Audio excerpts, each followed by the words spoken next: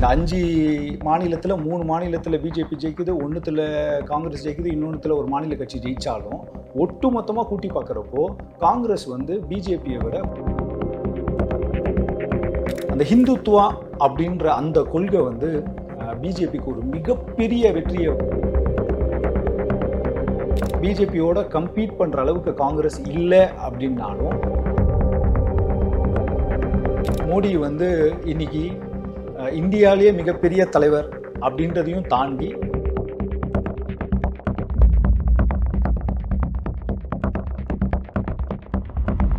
Prime 9 Tamil நேயர்களுக்கு வணக்கம். ஒரு 5 மாநில தேர்தல் நடந்து முடிஞ்சு ரிசல்ட் எல்லாருக்கும் தெரிய ஆரம்பிச்சிருச்சு. எப்பவுமே வந்து உத்தரப்பிரதேசத்தில் எலெக்ஷன் ரிசல்ட்டை பேஸ் பண்ணி தான் வரப்போகிற பாராளுமன்ற தேர்தலில் யாரும் வெற்றி பெறுவாங்க அப்படின்ற எப்பவுமே ஒரு கருத்து அந்த மாதிரி ஒன்று நிலவிக்கிட்டே இருந்திருக்கு. ஆனால் நடந்து முடிஞ்ச இந்த 5 மாநில சட்டமன்ற தேர்தல் வந்து வரப்போகிற இந்த 2024 வரப்போகிற இந்த நாடாளுமன்ற தேர்தலில் யார் வெற்றி பெற போகிறாங்க அப்படின்றத தீர்மானிக்கிற ஒரு தேர்தலாக இது அமையும் அப்படின்னு நிறைய பொலிட்டிக்கல் ஸ்ட்ராட்டஜிஸ்ட், நிறைய அரசியல் தலைவர்கள் கூட அப்படி ஒரு எண்ணம் வச்சுருந்தாங்க. இப்போ 5 மாநில சட்டமன்ற தேர்தலுடைய ரிசல்ட்ஸ் வந்தாச்சு. ரிசல்ட் நமக்கு நிறைய விஷயங்களை நமக்கு சொல்லுது. அதில் டாப்பாக ஒரு சில விஷயங்கள் என்ன அப்படின்றத நம்ம பார்ப்போம். Modi is the king. Modi எஸ்பெஷலாக அந்த ஹிந்தி ஹார்ட்லேண்டில் மோடி வந்து ஒரு ராஜாவாக தொடர்ந்து இருந்துக்கிட்டு இருக்காரு அப்படின்னு தெரியுது. மோடியோட இமேஜ் வந்து ஒரு மேஜிக் மாதிரி எலெக்ஷன் டைமில் ஒர்க் பண்ணுது. மோடியினுடைய பிக்சருக்கும் மோடியினுடைய இமேஜுக்கும் மோடியினுடைய வார்த்தைக்கும் பல கோடி வாக்குகள் விழுது அப்படின்றது நிச்சயமாக ஒரு விஷயம் தெரியுது. அதே போல் இந்தியாவிலேயே ஒரு மிகப்பெரிய கட்சியாக வந்து பாஜக அந்த இடத்த தக்க வச்சுக்குது. பாஜகவுக்கு நிகராக ஒரு எதிர்க்கட்சி இல்லை அப்படின்ற அளவுக்கு பாஜகனுடைய வெற்றி வந்து ஒரு மிகப்பெரிய வெற்றியாக அமைஞ்சிருக்கு. மோடி ஆகட்டும், பாஜகவாகட்டும், இந்த 5 மாநில சட்டமன்ற தேர்தலில் ஒரு மிகப்பெரிய சக்தி அப்படின்றத இந்த தேர்தல் முடிவுகள் வந்து எந்த ஒரு சந்தேகமும் இல்லாமல் நிரூபிச்சிருக்கு. நீங்கள் இந்த சட்டமன்ற தேர்தலில் ராஜஸ்தான், மத்திய பிரதேஷ், சத்தீஸ்கர் இந்த 3 மாநிலத்தில் பாஜக ஒரு மிகப்பெரிய வெற்றியை பெற்றிருக்காங்க அப்படின்னு நீங்கள் பார்த்தீங்கன்னா கூட இதுக்குள்ளே மறைமுகமாக இன்னொரு செய்தி ஒளிஞ்சிருக்கு. இப்போ நீங்கள் மத்திய பிரதேஷில் காங்கிரஸ் வந்து 1,75,00,000 வாக்குகள் வாங்கியிருக்காங்க. பிஜேபி வந்து 2,11,00,000 வாக்கு. ராஜஸ்தானுக்கு வாங்க, காங்கிரஸ் வந்து 1,56,00,000 வாக்குகள், பிஜேபி வந்து 1,65,00,000 வாக்குகள்.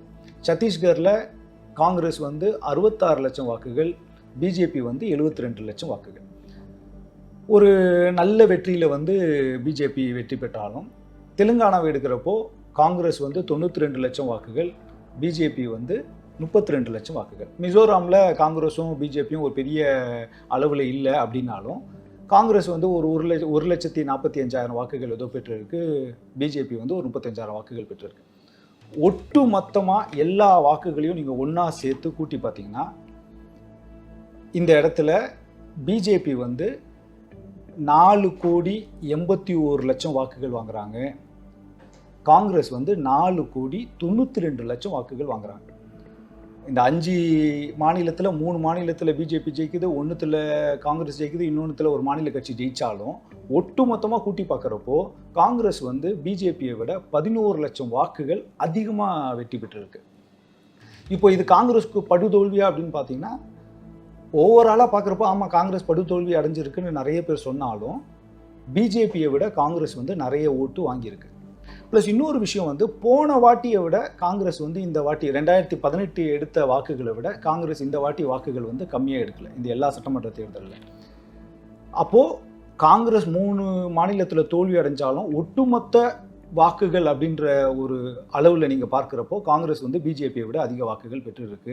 காங்கிரஸுடைய வாக்கு சதவீதம் ஒரு இடத்துலையும் கம்மியாகலை. 2018 விட இந்த வாட்டி வாக்கு சதவீதம் அதிகமாகிருக்கு. ஆனால் பிஜேபியினுடைய வாக்கு சதவீதம் மாதிரி அதிகமாகிருக்கு. இதில் இன்னொரு விஷயம் நம்ம ரொம்ப கவனிக்க வேண்டிய ஒரு விஷயம் இருக்குது. என்னென்னா காங்கிரஸ் வந்து இந்த எலெக்ஷனில் தனியாக தேர்தல் களத்தை சந்தித்தாங்க. காங்கிரஸ் கூட்டணியாக வரல. இப்போது நான் ஏற்கனவே சொன்ன மாதிரி பிஜேபிக்கு நிகரான ஒரு கட்சியாக காங்கிரஸ் அப்படின்னு பார்த்தா பிஜேபியோட கம்பீட் பண்ணுற அளவுக்கு காங்கிரஸ் இல்லை அப்படின்னாலும் காங்கிரஸ் ஒரு நல்ல கூட்டணி அமைச்சா பிஜேபிக்கு ஒரு நல்ல ஃபைட் கொடுக்க முடியும் அப்படின்றத இந்த எலெக்ஷன் நிரூபிக்குது. இப்போது இந்த மாநில தேர்தலில் பார்த்தீங்கன்னா இவங்களுடைய நிறைய கூட்டணி கட்சிகள்லாம் இருக்காங்களா, இந்த பிஎஸ்பி, எஸ்பி, கம்யூனிஸ்ட், இவங்கெல்லாம் தனித்தனியாக இருந்திருக்காங்க. இப்போது ஒரு தேர்தலில் வந்து காங்கிரஸ் ஒரு 40% ஓட்டு, இவங்க ஒரு 43% ஓட்டுன்னு ஒரு மாநிலத்தில் எடுத்திருந்தாங்கன்னா அதில் நீங்கள் கூட்டணி கட்சிகள்லாம் பார்த்தீங்கன்னா ஆம் ஆத்மி பார்ட்டி ஒரு 1% எடுத்திருப்பாங்க, பிஎஸ்பி ஒரு 2% எடுத்திருப்பாங்க, கம்யூனிஸ்ட் ஒரு 1% எடுத்திருப்பாங்க. இதெல்லாம் கூட்டி பார்த்தீங்கன்னா காங்கிரஸ் வந்து பிஜேபியை தோற்கடிக்க கூட வாய்ப்பு இருந்திருக்கும். அப்போது காங்கிரஸ் தனியாக இந்த எலெக்ஷனில் வந்து ஜெயிக்காமல் போனாலும் கூட்டணியே இருந்ததுன்னா ஜெயிக்கிறதுக்கான நிறைய வாய்ப்புகள் இருந்திருக்கு. ஸோ ரெண்டாவது, காங்கிரஸ் பிஜேபிக்கு ஒரு மிகப்பெரிய சவாலாக தனியாக நிற்காமல் போனாலும் ஒரு கூட்டணியாக நிற்க முடியும் அப்படின்றத இந்த தேர்தல் வந்து அது வந்து நமக்கு எல்லாருக்கும் ப்ரூவ் பண்ணியிருக்கு. மோடி வந்து இன்னைக்கு இந்தியாவிலேயே மிகப்பெரிய தலைவர் அப்படின்றதையும் தாண்டி உலகத்திலேயே மிகப்பெரிய தலைவர் அப்படின்ற அந்த ஒரு ரேஸ்க்கு மோடி போயிட்டாருன்னா அது உண்மைதான். மோடி அந்த மாதிரி ஒரு குளோபல் லீடர் அப்படின்ற பொசிஷனிங்கில் மோடி வந்து போய் நின்றுட்டார். அப்போது மோடியை இந்தியாவில் எதிர்க்கணும், மோடிக்கு ஒரு கம்பீட் பண்ணணும், மோடி வெர்சஸ் யார் அப்படின்னு பார்த்தா அது யாராக இருக்க முடியும்? யாராக இருப்பதற்கான அந்த பவரு இல்லைனா மக்கள் சப்போர்ட் யாருக்கு இருக்குதுன்னு பார்த்தீங்கன்னா ஒரே ஒரு ஆள் தான் ராகுல் காந்தி. ராகுல் காந்தியை தவிர ராகுல் காந்திக்கு ஆல்டர்னேட்டிவாக யாருமே கிடையாது. மோடி இப்போ ஒரு தனி பெரும் தலைவராக நிற்கிறாரு. மோடி வந்து பல கோடி வாக்குகளை அவர் தனியாக அவரால் அட்ராக்ட் பண்ண முடியும். இதுக்கு நிகராக ஒரு அரசியல் தலைவர் நிற்க முடியும்னா அது ராகுல் காந்தின்றது ப்ரூவ் ஆகுது. குறிப்பாக ராகுல் காந்தியோடைய இந்த யாத்திரை மக்கள்கிட்ட ராகுல் காந்திக்கு இருந்த செல்வாக்கு வந்து பல மடங்கு உயர்ந்திருக்கு அப்படின்றது வந்து ஒரு நிரூபணம் ஆகிருக்கு இந்த எலெக்ஷனில். குறிப்பாக தெலுங்கானா எலெக்ஷனில் போன வாட்டி எடுத்த வாக்குகளை விட காங்கிரஸ் வந்து இந்த வாட்டி வந்து 2 மடங்கு அதிகமான வாக்குகளை வந்து பெற்று அவங்க வந்து அந்த இடத்துல ஆட்சியை பிடிச்சிருக்காங்க. ஸோ கூட்டணி கட்சிகள் எல்லாம் இந்த விஷயத்தை உணர்ந்து காங்கிரஸோட கூட்டணி அமைச்சு ராகுல் காந்தியை ஒரு தலைவராக முன்னிறுத்தினா இந்த வாட்டி 2024 தேர்தலில் பிஜேபிக்கு போட்டி போடுற அளவுக்கு ஒரு சக்தியாக உருமாறும். இல்லைன்னா பிஜேபி வந்து கேக் வாக் மாதிரி இந்த 2024 தேர்தலையும் வெற்றி பெற்றுரும். அந்த ஹிந்துத்துவா அப்படின்ற அந்த கொள்கை வந்து பிஜேபிக்கு ஒரு மிகப்பெரிய வெற்றியை வந்து கொடுத்துக்கிட்டே இருக்கு. குறிப்பாக வந்து இந்த ஹிந்தி ஹார்ட்லேண்டில் நீங்கள் என்ன தான் வாக்குறுதிகள் கொடுத்தாலும், என்ன தான் வந்து நீங்கள் வந்து பிரச்சாரம் பண்ணாலும் மக்கள் வந்து அந்த இந்து அப்படின்ற அந்த உணர்வில் வந்து அதிக அளவில் வாக்களிக்கிறாங்க. பிஜேபி வந்து இதை வந்து ரொம்ப திறமையாக அந்த ஹிந்து சென்டிமெண்ட்ஸை ஹேண்டில் பண்ணுறாங்க. ஸோ காங்கிரஸ் கிட்ட இருக்கிற ஒரு மிகப்பெரிய பலவீனம் வந்து அவங்க வந்து ஒரு சமயத்தில் சாஃப்ட் இந்துத்துவா, ஒரு சமயத்தில் இல்லை அப்படின்ற மாதிரி அந்த ஒரு ஃப்ளக்சுவேஷன் வந்து மக்கள்கிட்ட சரியாக வந்து அது வந்து அட்ராக்ட் பண்ண மாட்டேங்குது. ஆனால் பிஜேபியினுடைய அந்த ஹார்ட் கோர் இந்துத்துவா, அதாவது நாங்கள் இந்துக்களை காப்பாற்றுபவர்கள், காங்கிரஸ் இந்துக்களுடைய எதிரி அப்படின்ற அந்த ஒரு முழக்கம் வந்து சில பகுதிகளில் பல மக்கள்கிட்ட இது வந்து சிறப்பான ஒரு தாக்கத்தை வந்து ஏற்படுத்துது. ஆக மொத்தத்தில் இந்த நடந்து முடிந்த 5 சட்டமன்ற தேர்தல் முடிவுகள் நமக்கு வந்து பல விஷயங்களை வந்து நமக்கு வந்து சொல்லித்தருது, நமக்கு வந்து என்லைட்டன் பண்ணுது, இன்சைட்டாக கொடுக்குது. இதுதான் இந்த 5 மாநில தேர்தல் முடிவுகள் நமக்கு சொல்கிற விஷயங்கள். நன்றி.